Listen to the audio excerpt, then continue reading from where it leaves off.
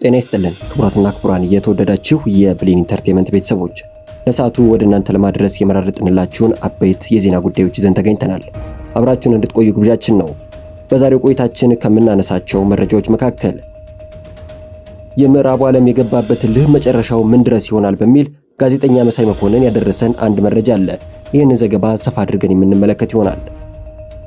የአዲሱ ካቢኔ 5 ቁልፍ ሚኒስቴር መስሪያ ቤቶች ይፋ ተደርገዋል። እነዚህ የትኞቹ ናቸው የሚሉትንም የምንቃኝላችሁ ይሆናል። አብራችሁን ቆይታ እንድታደርጉ ጋበዝን። ወደ ዝርዝር መረጃዎቹ እናልፋለን።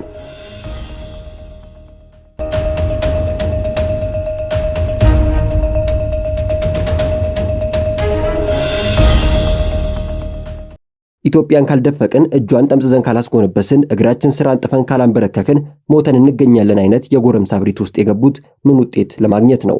የመንግስታቱ ድርጅት የኢትዮጵያ ተልዕኮ በህወሓትና የውጭ ሸሪኮቹ ቁጥጥር ስር መውደቁን የሚያጋልጥ ማስረጃ እየወጣ የህወሓት ኃይል የትግራይን ህዝብ ጨምሮ ሚሊዮኖችን በብደት ጦርነት ምክንያት ለረሃብና ችግር ማጋለጡን የሚያረጋግጡ አሳማኝ መረጃዎች በብዛት ለአደባባይ እየበቁ ባለበት በዚህ ሰሞን አይናቸውን ጨፍነው ጆሮአቸውን ደፍነው ኢትዮጵያ ላይ ከምንጊዜውም በላይ ጫና ለመፍጠር እየተረባረቡ መሆናቸውን ስናጤን መጨረሻቸው ግራ የሚያጋባ ይሆንብናል ይላል ጋዜጠኛ መሳይ መኮንን። የሰኞው መንግስት ምስረታ ፈጽሞ አልተዋጠላቸውም። ምስረታው እንዲጨናገፍ ያልቧጠጡት ዳገት የለም። የጠቅላይ ሚኒስትር አብይ መንግስት በእግሩ እንዳይቆም ከዚያም ተረባርበዋል። ኢትዮጵያ የመዋጮ መንግስት እንድትመሰረትና ህወሓት በአቋራጭ ቤተ መንግስት እንዲገባ በገንዘባቸው፣ በፖለቲካ ጡንቻቸው፣ በዲፕሎማሲ ቁመናቸው ያልፈነቀሉት ድንጋይ አልነበረም። ሰኞ ዕለት የሆነው ነገር ቅስማቸውን ሰብሮታል። የአፍሪካ ሀገራት መሪዎች በታደሙበት ደማቅና ታሪካዊ ትዕይንት መንግስት መመስረቱ በልፋታቸው ላይ ቀዝቃዛ ውሃ ቸልሶበታል። ምርጫውን ያልተቀበሉት እና አሜሪካን የኢትዮጵያ ህዝብ ይሁንታ በሰጠው ሂደት የተመሰረተውን መንግስት ላለመቀበል እየወሰዱ ያሉት የልህና የብሽቀት እርምጃ ድብቅ ማንነታቸውንና አጀንዳቸውን አጋልጦታል። ከሰኞ ወዲህ ባሉት 2 ቀናት በምዕራባውያን ሀገራትና በእነሱ ሳንባ በሚተነፍሱት ተቋማት እየታየ ያለው ያልተለመደ ግርግር ስሜት የሚጋልበው የተደፈረን ቁጭት የሚነዳው ንዴትና ትዕቢት ያቀጣጠለው እንደሆነ እየታዘብን ነው። ለ10ኛ ጊዜ የጸጥታው ምክር ቤት ስብሰባ እንዲቀመጥ አድርገዋል። በእርግጥ የተለየ ውጤት ባይጠበቅም የምዕራብ ሀገራት አንገታችንን ለመስበር መቼም ተስፋ እንደማይቆርጡ ያረጋግጥንበት ነው ማለት ይቻላል። የአውሮፓ ህብረት ኢትዮጵያ ላይ ማዕቀብ ለመጣል በዚህ ሳምንት ቀጠሮ መያዙም የሚነግረን በቀላሉ እንደማይፈቱን ነው። በሐሰተኛና ያልተጨበጡ መረጃዎች ኢትዮጵያ ላይ የወንጀል ማዕት በመከመር የተጠመደው CNN የመንግስት ምስረታውን ተከትሎ በአዲስ የፈጠራ ክስ በሰፊው ዘምቶብናል። ከበባው አይጣል ነው።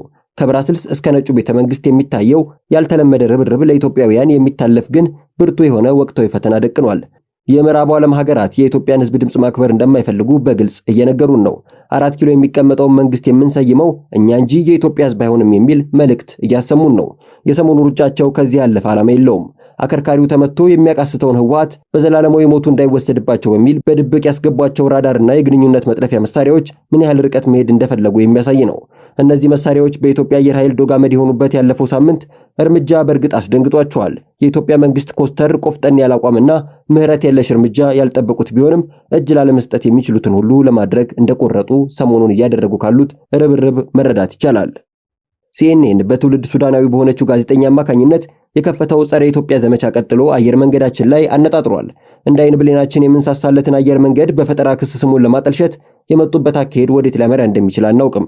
አዝማሚያው በአየር መንገዱ በኩል የኢትዮጵያን መንግስት ማንበርከክ የሚቻል ከሆነ እየተሞከረ ሊሆን ይችላል። ከሞንጆሪኖ በላይ ስለ ህወሓት ደም አጥንቷን እየከሰከሰች የምትገኘውና ስለ ትውልድ ሀገሯ ሱዳን ኢትዮጵያ ላይ የበቀል ሰይፍ የመዘዘችው ጋዜጠኛ ኢትዮጵያ በኢኮኖሚ ብርቱ ቅጣት እንዲደርስባት ቀን ከሌሊት እየቀሰቀሰች ነው። ቅንጅቱ በየአቅጣጫው ተሰናስሎ እየተካሄደ ነው። ህወሓት ጭንቀቱን የሚሸከምለት ከራሱ በላይ የሚጮህለት አግኝቷል። ኃጢአቱ እንደ ጽድቅ እየተቆጠረለትም ይገኛል። ወንጀሉ ሽልማት የሚያስገኝለትም ሆኗል። ሰሞኑን የወጣውና የዩኤን የኢትዮጵያ ተልዕኮ መስመሩን መሳቱን የሚያጋልጠው ከባድ የድምጽ ማስረጃ የጉቴሬዝን ትኩረት አለማግኘቱ ያስደነግጣል። ትግራይ ተቀርቅረው ስለቀሩት ከ400 በላይ የእርዳታ ተሽከርካሪዎች በእነ አሜሪካን ዘንድ ዝምታን መመረጡ በብርቱ ያሳስባል። ለህወሓት መሳሪያ ያቀበሉ የዩኤን ሰራተኞች በመባረራቸው ምክንያት የተነሳው የምዕራቡ ዓለም ጫጫታ ግራ ያጋባል። የእነ አሜሪካን ለቅሶ ከሰብአዊነት ጋር ፈጽሞ የማይገናኝ መሆኑን በቅጡ ለተረዳ ደግሞ የዚህ ሁሉ ግርግር ውጤቱ አደገኛና ለአፍሪካ ቀንድ ብርቱ አደጋ ይዞ የሚመጣ በመሆኑ ስጋት ውስጥ ይገባል። በእርግጥ ይሄ ሁሉ ግርግር ሊያስጎነብሰን ይችል እንደው እንጂ አይሰብረንም። ኢትዮጵያ ሰኞን በተሳካ ሁኔታ ተሻግራለች። በወጀብ ውስጥ የተናጠች ቆይታ በተረጋጋ ማዕበል ወደፊት እያዘገመች ነው። 110 ሚሊዮን ህዝብ በአንድ ልብ ስለ ኢትዮጵያ በህብር ቆሟል። የትላንቱን ከባድ አውሎ ነፋስ በአሸናፊነት ያለፈን ህዝብ ከእንግዲህ የትኛውም ምድራዊ ኃይል ሊያንበረክከው ከቶም አይቻለውም ሲል ጋዜጠኛ መሳይ መኮንን ዘገባውን አድርሶናል። እኛም በዚህ መልኩ ወደ እናንተ አደረስነው። ወደ ቀጣዩ ዘገባችን እናልፋለን።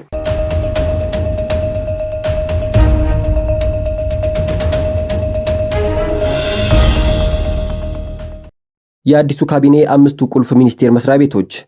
ስድስተኛውን ዙር ብሔራዊ ምርጫን ተከትሎ ብልጽግና ፓርቲ አብዛኛውን የፌዴራል ሕዝብ ተወካዮች ምክር ቤትን መቀመጫዎች ካሸነፈ በኋላ ሰኞ መስከረም 24 አዲስ መንግስት መስርቷል። በምክር ቤቱ የመጀመሪያ ቀን ስብሰባ የብልጽግና ፓርቲ ሊቀመንበርና ባለፉት 3 ዓመታት አገሪቱን በጠቅላይ ሚኒስቴርነት የመሩት አብይ አህመድ ለቀጣይ 5 ዓመታት በመሪነት መንበር ላይ እንዲቆዩ መርጧቸዋል። የአስተዳደራቸውን ስራ አስፈጻሚ ከፍተኛ ባለስልጣናትን ይፋ ማድረግ ደግሞ ቀጣዩ የጠቅላይ ሚኒስቴሩ ስራ ነው። በዚህም በሳቸው የሚመራውን የሚኒስቴሮች ምክር ቤት ውስጥ አባል የሚሆኑና በቁልፍ የሚኒስተርነት ቦታዎች ላይ የሚሰየሙ ግለሰቦችን በመምረጥ ለምክር ቤቱ አቅርበው እንዲሾሙ አድርገዋል። ጠቅላይ ሚኒስቴሩና ፓርቲያቸው ቀደም ሲል እንደገለጹት በተለያዩ የመንግስት ኃላፊነት ቦታዎች ከብልጽግና ፓርቲ ባሻገር ከተፎካካሪ ፓርቲ አባላት መካከል እንዲካተቱ አድርገዋል። እስካሁን በነበሩት ሚኒስቴር መስሪያ ቤቶች ላይ የአወቃቀርና የስያሜ ለውጥ የተደረገባቸው ያሉ ሲሆን ነባርና አዳዲስ ሚኒስቴሮች ተካተዋል። አዲሱ መንግስት መዋቅር ውስጥ የሚኖሩት ሁሉም የሚኒስቴር መስሪያ ቤቶች በሚመደቡባቸው መስኮች የየራሳቸው ቁልፍ ሚና ቢኖራቸውም አንዳንዶቹ ግን የሚኖራቸው ኃላፊነትና ተጽዕኖአቸው የጎላ ነው። አገሪቱ ካለችበት ወቅታዊ ሁኔታ አንጻር ይኖራቸዋል ከሚባለው ከፍተኛ የሥራ ኃላፊነት አኳያ 5 የሚኒስቴር መስሪያ ቤቶችን ቃኝተናል። የመጀመሪያው የገንዘብ ሚኒስቴር ነው። ከጥቅምት 24 2013 ዓ.ም ጀምሮ ከህወሓት አማጽያን ጋር አገሪቱ የገባችበትን ጦርነት ተከትሎ የአገሪቱ ምጣኔ ሀብት ክፉኛ እየተፈተነ ይገኛል። ይህ ጦርነት በርካታ የምጣኔ ሀብት አውታሮችና መሰረተ ልማቶች ላይ ውድመትን አድርሷል። ይህንን ጦርነት ተከትሎ ዋነኛ የአገሪቱ ድጋፍ ሰጪ ምዕራባውያን እጃቸውን የመሰብሰብ አዝማሚያ እያሳዩ ነው። በተጨማሪም በአገሪቱ ያለው የውጭ ምንዛሬ ዋጋ በተከታታይ እየጨመረ በመሄዱ ከዚህ በፊት ታይቶ በማይታወቅ ሁኔታ በጥቁር ገበያውና በመደበኛው የምንዛሪ ገበያ ያለው የምንዛሪ ተመን ልዩነት እጅጉን የሰፋ ሆኗል። ከዚህ በተጨማሪ በአገሪቱ ያለው የኑሮ ውድነት ባለፉት ወራት በመናሩ የሸቀጦችና አገልግሎቶች ዋጋ በከፍተኛ ሁኔታ ጨምሯል። የምዕራባውያን ሀገራትና የዓለም አቀፍ የገንዘብ ተቋማት ለአገሪቱ በሚያቀርቡት ድጋፍ ላይ ለውጥ የሚኖር ከሆነ አሁን ባለው የዶላር እጥረት የመሰረታዊ ፍጆታ ዕቃዎች ዋጋ መናር ጋር ተያይዞ የአገሪቱን ምጣኔ ሀብት ሊፈትነው ይችላል ተብሎ ያሰጋል። ሁለተኛ፣ ሰላም ሚኒስቴር። በአገሪቱ ሰሜናዊ ክፍል ያለው ጦርነት በምዕራብና ደቡብ ያለው አለመረጋጋት የአገሪቱን ሰላምና ደህንነትን አደጋ ውስጥ ከከተቱት ጉዳዮች መካከል ናቸው። ለውጥ ይደረግባቸዋል ከሚባሉት ሚኒስቴር መስሪያ ቤቶች አንዱ የሆነው ይህ ተቋም ያጋጠሙ የሰላም መደፍርሶችን ለመፍታትና ዘላቂ መፍትሄ ለመስጠት መስራት እንዳለበት፣ ይህም የአዲሱ መንግስት ቁልፍ አጀንዳ ሊሆን እንደሚገባ ባለሙያዎች ይናገራሉ። ጠቅላይ ሚኒስትር አብይ በመስቀል አደባባይ በተካሄደው የአዲስ መንግስት ምስረታና በዓለ ሲመት ላይ ባደረጉት ንግግር በአገሪቱ የፖለቲካ ኃይሎች መካከል መግባባትን ለመፍጠር ሁሉን አካታች ውይይት እንደሚካሄድ ተናግረዋል። ሶስተኛው የውጭ ጉዳይ ሚኒስቴር ነው። ትግራይ ውስጥ በተከሰተው ግጭትና ከታላቁ ህዳሴ ግድብ ጋር በተያያዘ አገሪቱ ከፍተኛ የውጭ ግንኙነትና የዲፕሎማሲ ስራ ይጠብቃታል። በትግራይ ያለውን ጦርነት ተከትሎ ምዕራባውያንና ዓለም አቀፍ ተቋማት የተለያዩ የዲፕሎማሲያዊ ግፊቶችን እያደረጉ ይገኛሉ። የተባበሩት መንግስታት የጸጥታው ምክር ቤት ትግራይ ባለው የሰብአዊ ቀውስ እንዲሁም በህዳሴው ግድብ ዙሪያ ኢትዮጵያን ርዕስ በማድረግ ውይይት አድርጓል። በቅርቡ በአገሪቱ የውስጥ ጉዳይ ጣልቃ ገብተዋል በሚል ከኢትዮጵያ ለቀው እንዲወጡ የተደረጉት የተባበሩት መንግስታት ኃላፊዎች ጉዳዩ ከመንግስታቱ ድርጅት ከምዕራባውያን በኩል ተቃውሞን አስከትሏል። ይህም ኢትዮጵያ ከተባበሩት መንግስታት ጋር ባለት ግንኙነት ላይ አሉታዊ ውጤት ሊኖረው የሚችል ሲሆን በዚህ በኩልም አገሪቱ ዋነኛ ስራ ይጠብቃታል። በዚህ መካከል ኢትዮጵያ በመላው ዓለም ካሏት ከ60 በላይ ቆንስላዎችና ኤምባሲዎች ገሚሱን ለመቀነስ ያላትን እቅድ ይፋ አድርጋ ወደ እርምጃ ገብታለች። አቃቤ ሕግን እንመልከት። በኢትዮጵያ በተደጋጋሚ በሚነሱ ብሔር ተኮር ግጭቶች፣ ፖለቲካዊ ተቃውሞዎች የተነሳ በቁጥጥር ስር የሚውሉ ግለሰቦች በፍትህ ስርዓቱ ላይ ሲያማርሩ ይሰማል።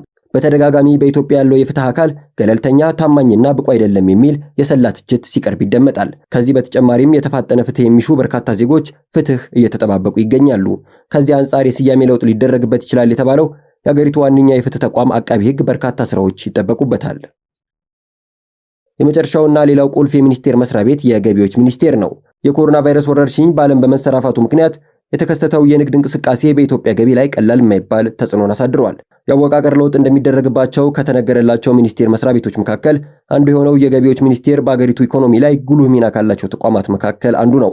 አገሪቱ ለተለያዩ ስራዎች የምታውለውን መዋለ ንዋይ ከልዩ ልዩ ምንጮች የሚያሰባስበው ይህ ተቋም በተለያዩ ምክንያቶች ጫና ውስጥ ለወደቀው የአገሪቱ ምጣኔ ሀብት ወሳኝ ሚና ይኖረዋል። የአገሪቱን የታክስና የገቢ መሰረት የማስፋቱ ስራን የሚያከናውነው ይህ ተቋም በምጣኔ ሀብቱ ላይ ሊደርስ የሚችለውን ጫና ለመቋቋም የሚያስችሉ ተግባራትን የማከናወን ኃላፊነት ተጥሎበታል። በተለያዩ ወቅቶች በአገሪቱ የሚኒስቴር መስሪያ ቤቶች ብዛት፣ መዋቅርና ስያሜዎች ላይ በየጊዜው ለውጦች ሲካሄዱ የነበረ ሲሆን ይፋ ይደረጋል ተብሎ በሚጠበቀው የካቢኔ ሚኒስቴሮች ዝርዝር ላይም ይህ ለውጥ እንደሚኖር በስፋት እየተነገረ ነው። መረጃዎቻችን ይህን ይመስሉ ነበር። አብራችሁን ስለቆያችሁ ስለተከታተላችሁን እጅግ አድርገን እናመሰግናለን። ብሌን ኢንተርቴይንመንትን ሰብስክራይብ በማድረግ እንዲሁም የደውል ምልክቷን በመጫን ከኛ ጋር በቤተሰብነት እንድትቆዩ ጋበዝን። መልካም ጊዜን እንመኛለን።